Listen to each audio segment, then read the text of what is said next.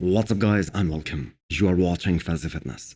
Starting today's video with Iain Valliere's physique update 16 weeks out of Mr. Olympia 2023, which I think is gonna be the most difficult show of his career.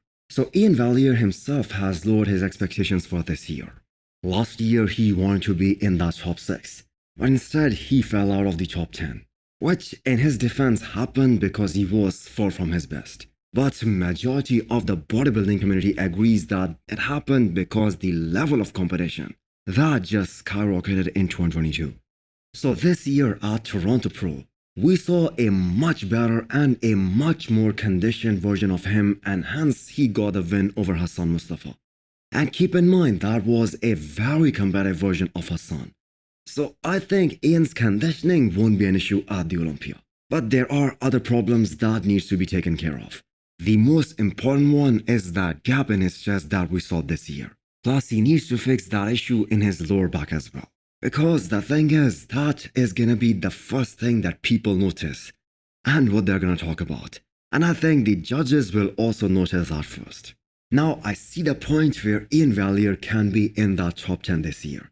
Simply because Rafael Brandao and William Bonac, both these guys are not competing this year. But if we add in the factor of Michal Krizo, whom Iain did beat last year. But what we saw from Krizo at Emperor Classic Spain, the conditioning that he brought to the stage, plus the way his back was improved. And we all know Michal is a workhorse, and he is gonna be even better at the Olympia this year. That version of Michal will be extremely hard for Iain to beat this year. In fact, Iain is gonna need some help from Krizo to come in off, if he is to place ahead of him. Every reigning Mr. Olympia enters into the competition as the favorite. And no matter what people say, nobody in the men's open bodybuilding lineup at the moment has that muscle quality that Hadi Choopan brings to that stage. There is just no way anyone, including Derek Lunsford, Samson Dauda, Nick Walker, can acquire that kind of muscle maturity that Hadi Choopan has, that too just within a year. And even his biggest rivals admit that no one is beating Hadi Choopan in the conditioning aspect of the game. Just look at it this way. Hadi was not even at his best last year, and yet he was still the hottest guy on that stage, and that too by some margin. So, what if he brings the size that he had last year with the conditioning that he had at the Olympia 2021? Or the one he had at Van Pro 2019. That is gonna be the most dangerous look of Hadi. But I believe that the person who is gonna push Hadi the most this year is gonna be none other than Derek Lunsford. Cannot wait to see William Martin stepping on the stage this year.